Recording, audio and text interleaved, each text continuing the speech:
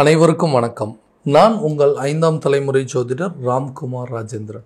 நம்ம இன்னைக்கு பார்க்க போற தலைப்பு, கடக ராசி அன்பர்களுக்கு உங்களுடைய ராசிக்கு 8ஆம் இடத்திற்கும் உங்களுடைய ராசிக்கு 2ஆம் இடத்திற்கும் நடக்கவிருக்கும் ராகு கேது பெயர்ச்சிங்க. இது வரைக்கும் ராகு பகவான் உங்களுடைய ராசிக்கு 9ஆம் இடத்துல இருந்தாருங்க. இப்போ அவர் 8ஆம் இடத்திற்கு பெயர்ச்சி அடைகிறார்.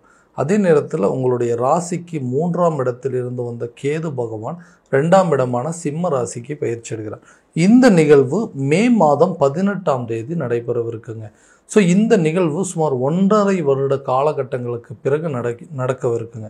ஸோ ராகு பகவான் யோக காரகன் என்று அழைக்கக்கூடியவர். ஆரம்பத்தில் நிறைய கொடுப்பாருங்க, அப்புறமா எல்லாத்தையும் கெடுத்துருவார்.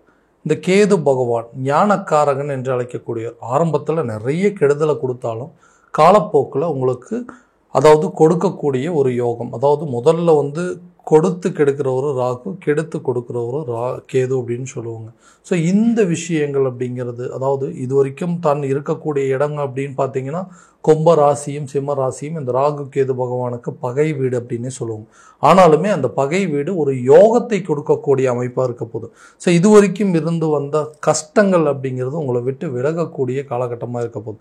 ஸோ இந்த நிகழ்வு காலகட்டங்கள், இந்த 1.5 வருட காலகட்டங்களுக்கு இந்த கடகராசி அன்பர்களுக்கு இந்த ராகு கேதுவோடைய பகவானுடைய பெயர்ச்சிகள் எந்த விதமான அற்புதங்கள் மற்றும் சிறப்பு பலன்களை கொடுக்க போகுது அப்படிங்கிறத தெளிவாகவும் துல்லியமாகவும் இந்த காணொலியில் பார்க்கலாங்க.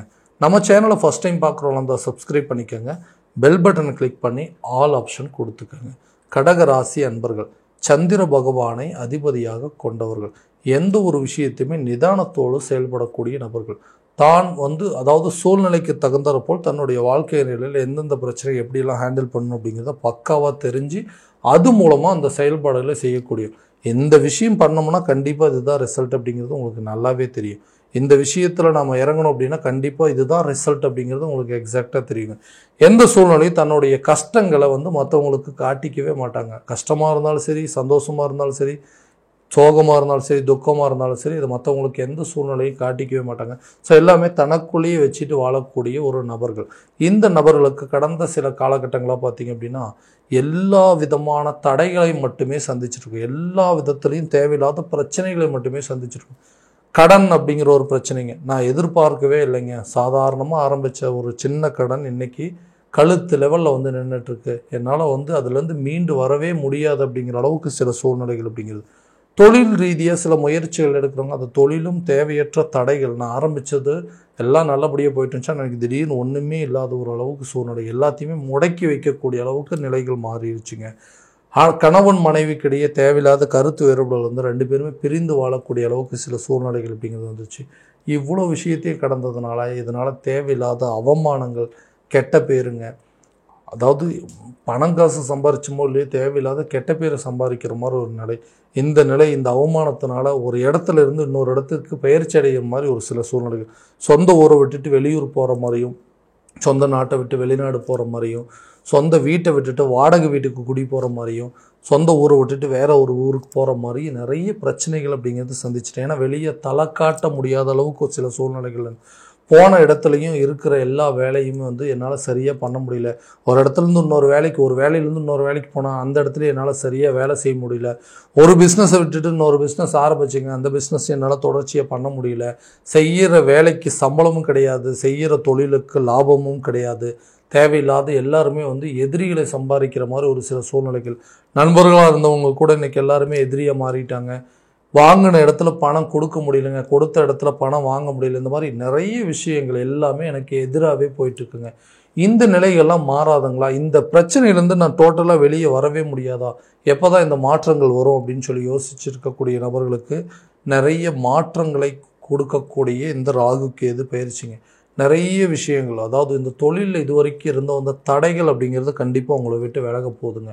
சம்பந்தமே இல்லாமல் ஒரு சில பிரச்சனைகளை சந்திக்கிற மாதிரி இருந்தது. எல்லாம் ஆரம்பிச்சுங்க, எல்லாத்தையும் பர்ஃபெக்டாக பிளான் போட்டேன், எல்லாத்தையுமே கரெக்டாக எக்ஸிக்யூட் பண்ணேன். ஆனால் திடீர்னு நல்லா போயிட்டு இருந்துச்சுங்க, சம்மந்தமே இல்லாமல் எங்கேருந்து தான் வந்ததோ பிரச்சனைன்னு தெரியல.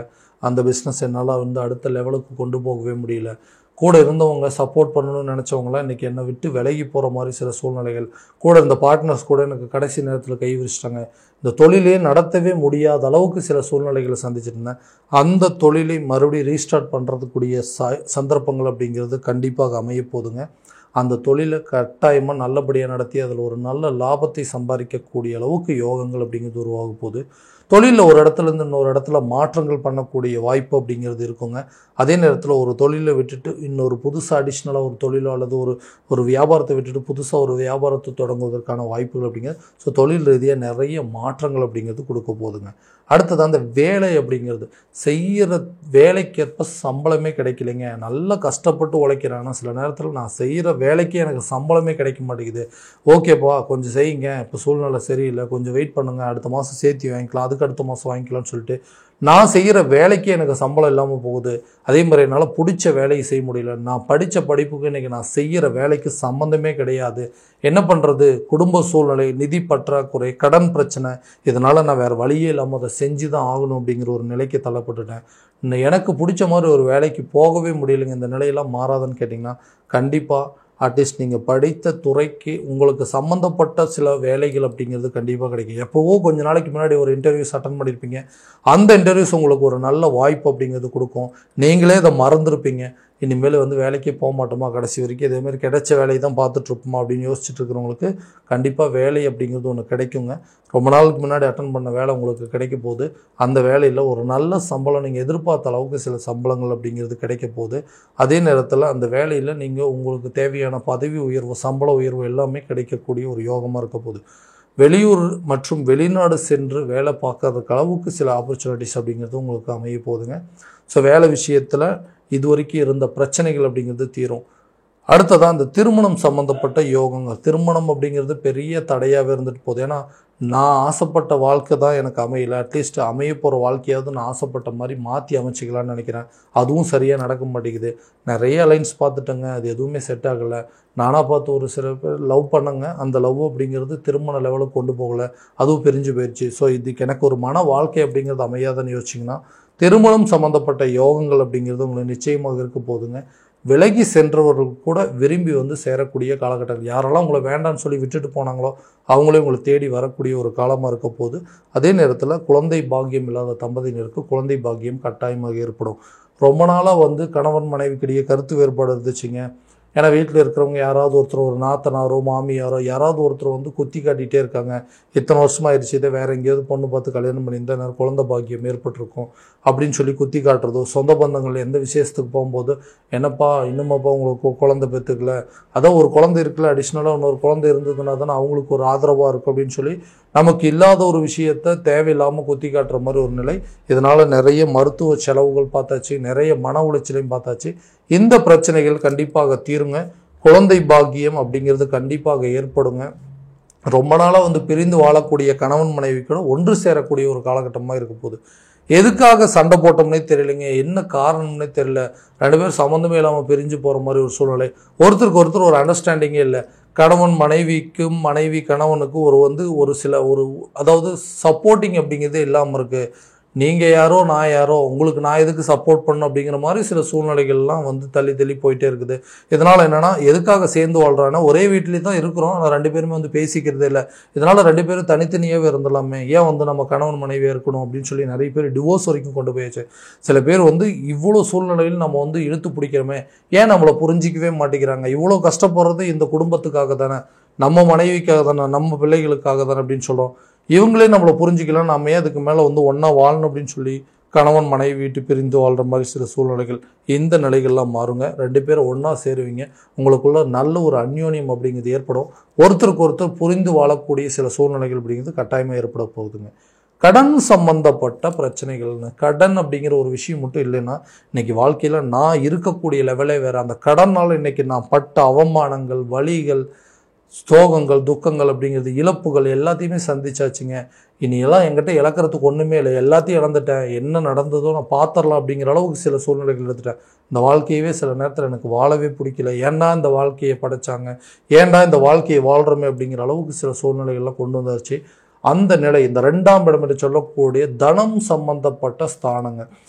பணம் ரீதியாக எடுக்கக்கூடிய முயற்சிகள், ஓகே எனக்கு வர வேண்டிய தொகை வந்ததுன்னா கூட இதை நான் எப்படியாவது கட்டிடுவேங்க, இல்லை நான் பண்ணுற பிஸ்னஸ் நல்லபடியாக போச்சு அப்படின்னா கண்டிப்பாக அதில் இருக்கக்கூடிய ப்ராஃபிட்டை வச்சு நான் அந்த கடனை கட்டிடுவேன், நான் போகிற இடத்துல வேலைக்கு போகிற இடத்துல எனக்கு சம்பளம் கிடைச்சதுனா கூட போதுங்க, அந்த சம்பளம் கிடைக்காதனால தான் என்னோட கடனை அடைக்க முடியலன்னு யோசிச்சுட்டு இருக்கக்கூடிய நபர்களுக்கு கடன் சம்பந்தப்பட்ட பாதிப்புகள் அப்படிங்கிறது உங்களை விட்டு விலகுங்க. கடனை கண்டிப்பாக கொஞ்சம் கொஞ்சமாக அடைக்கிறதுக்கான சில சூழ்நிலைகள், தன சம்பந்தப்பட்ட தடைகள் ரொம்ப இழுபறியாக இருந்தாலும் கண்டிப்பாக அந்த பணம் உங்கள் கைக்கு வந்து சேரும். அந்த பணத்தை வச்சு உங்களோட கடன் அப்படிங்கிறது கண்டிப்பாக அடைக்க போகிறீங்க. குடும்பத்தில் இது வரைக்கும் இருந்து வந்த குழப்பங்கள் அப்படிங்கிறது நீங்கள் போது கணவன் மனைவிக்கிடையே இருக்கக்கூடிய பிரச்சனைகள், குடும்பத்தை நபர்களுடைய அதாவது பெற்றவங்களாக இருக்கட்டும், உடன் பிறந்த சகோதரன் சகோதரிகளாக இருக்கட்டும், அவங்களுக்குள்ளே இருக்கக்கூடிய சில பிரச்சனைகள் அப்படிங்கிறதுலாம் தீரக்கூடிய ஒரு காலகட்டமாக இருக்க போது கொடுத்த வாக்குறுதியை காப்பாற்றுவீங்க. இது வரைக்கும் நிறைய கமிட்மெண்ட்ஸ் கொடுத்துருப்பீங்க, எதையுமே வந்து சக்ஸஸ் பண்ணி காட்ட முடியல. இந்த வரக்கூடிய ராகுக்கு இது பயிற்சி காலகட்டங்களில் ஒரு வாக்குறுதி கொடுத்தீங்கன்னா கண்டிப்பாக அதை காப்பாற்றுறதுக்கான முயற்சிகள் எடுப்பீங்க. உங்களுடைய வாழ்க்கை நிலையை மாற்றி அமைத்து கொள்ளக்கூடிய ஒரு காலகட்டமாக இருக்க போதுங்க. கல்வி சம்பந்தப்பட்ட தடைகள் அப்படிங்கிறது விலகுங்க. ஆரம்ப கல்வியாக இருக்கட்டும், உயர்கல்வியாக இருக்கட்டும், இந்த காலகட்டங்களில் அதற்குண்டான பலன்கள் அப்படிங்கிறது இருக்க போகுது. ஸோ எஜுகேஷன் லெவலில் கண்டிப்பாக நல்ல ஒரு சேஞ்சஸ் இருக்குங்க. எதிர்பார்த்தபடி நல்ல ஒரு மார்க்கை ஸ்கோர் பண்ணுவீங்க. வெளியூர்லேயோ அல்லது வெளிநாடு போயோ இல்லை ஃபாரின் போய் படிக்கிறதுக்கான சில ஆப்பர்ச்சுனிட்டிஸ் அப்படிங்கிறது நிச்சயமாக ஏற்பட போகுது. ஆரோக்கியத்தில் இருக்கக்கூடிய தடைகள் அப்படிங்கிறது முழுமையாக விலக போகுதுங்க. என்ன பாதிப்புனே தெரியல, என்ன பிரச்சனையே தெரியல, யாராவது ஒருத்தர் மாற்றி ஒருத்தர் ஹெல்த் இஷ்யூ வந்துகிட்டே இருக்கு. அந்த பிரச்சனைகள் அப்படிங்கிறது இந்த நேரத்தில் கண்டிப்பாக தீருங்க. புதுசாக ஒரு வண்டி வாகனங்கள் வாங்குவதற்கான யோகமோ, புதிய சொத்துக்களுக்கு உண்டான சேர்க்கை அல்லது வீட்டுக்கு தேவையான சில பொருட்களை வாங்கி மகிழ்வதற்கான வாய்ப்புகள் அப்படிங்கிறது. ரொம்ப வருஷமாக பழைய வண்டி வச்சுருக்கிறீங்களா, அதை எக்ஸ்சேஞ்ச் போட்டு புது வண்டி எடுக்கிறதுக்கான சூழல் அப்படிங்கிறது. ஸோ வீடு வந்து ஓகேங்க, ரொம்ப வந்து பழைய வீடாயிருச்சு, அது எல்லாத்தையும் வந்து இடிச்சிட்டு புதுசாக ஒரு வீடு கட்டுவதற்கான முயற்சிகள், ஆல்ரெடி இருக்கக்கூடிய இடத்த ஒன்று சேல் பண்ணிவிட்டு அல்லது புதுசாக ஒரு இடம் வாங்குவதற்கான வாய்ப்புகள், இந்த அமைப்புகள்லாம் கண்டிப்பாக நடக்க போதுங்க. ஸோ இது வரைக்கும் நம்ம பார்த்தது எல்லாமே கோச்சார ரீதியான பலன்கள் மட்டும்தான். இந்த பலன்கள் அனைத்தும் உங்களுக்கு நடக்குமா அப்படின்னா உங்களுடைய சுய ஜாதகத்தை முறையான விதத்தில் தெரிஞ்சுக்கிட்டு அதற்குண்டானக்கூடிய ஒவ்வொரு முயற்சி எடுத்திங்கன்னா நல்ல ஒரு வெற்றி பலன் அப்படிங்கிறது உங்களுக்கு கொடுக்குங்க. ஸோ உங்கள் ஜாதகத்தை எங்கிட்ட பார்க்கணும் அப்படின்னு விருப்பப்பட்டீங்கன்னா கீழே தெரிகிற நம்பருக்கு கான்டாக்ட் பண்ணி அப்பாயின்மெண்ட் ஃபிக்ஸ் பண்ணிக்கோங்க.